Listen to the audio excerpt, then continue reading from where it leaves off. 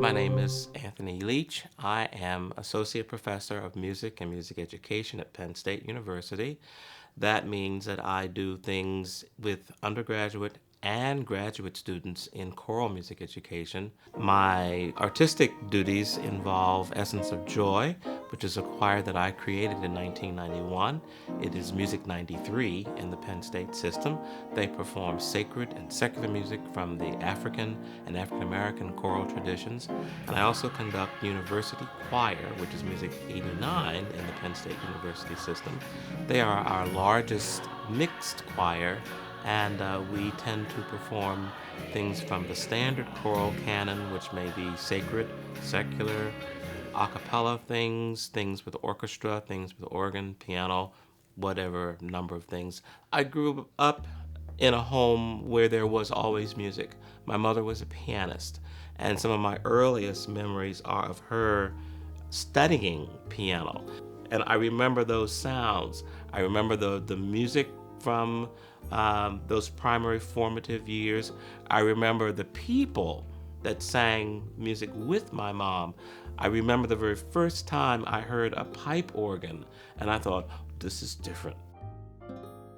When I started piano, it really was like a kid being unleashed in a toy shop, because for the first time, now I'm able to have something to associate physically with what I've been hearing in my formative years.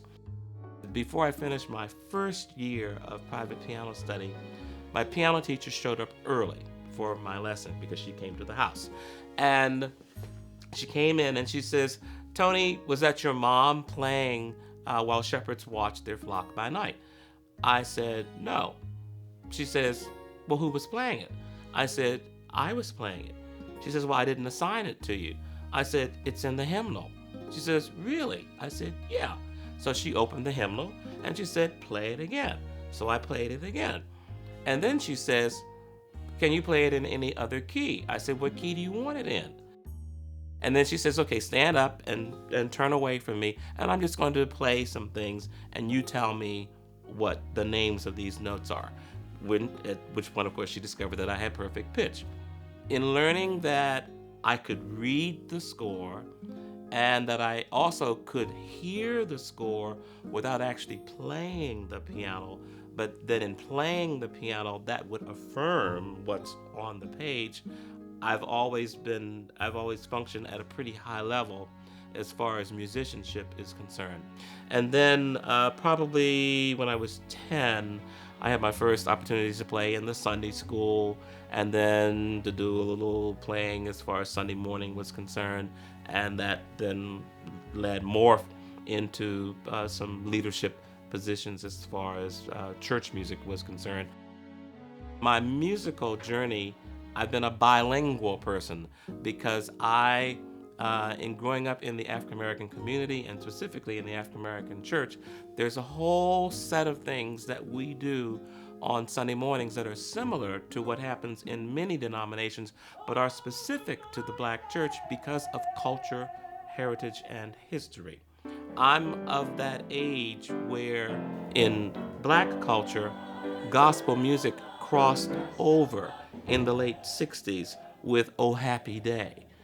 It went to the top of the gospel chart. It went to the top of the Billboard chart in popular music.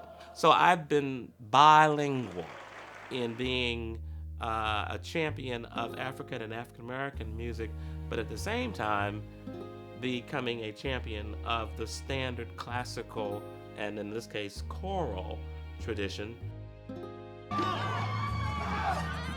We need the arts in order to be the human beings that we are intended to be. It would be just like cutting off an arm or a leg as far as an individual is concerned. Why would you purposely cut off your arm if you need your arm in order to be a whole human being?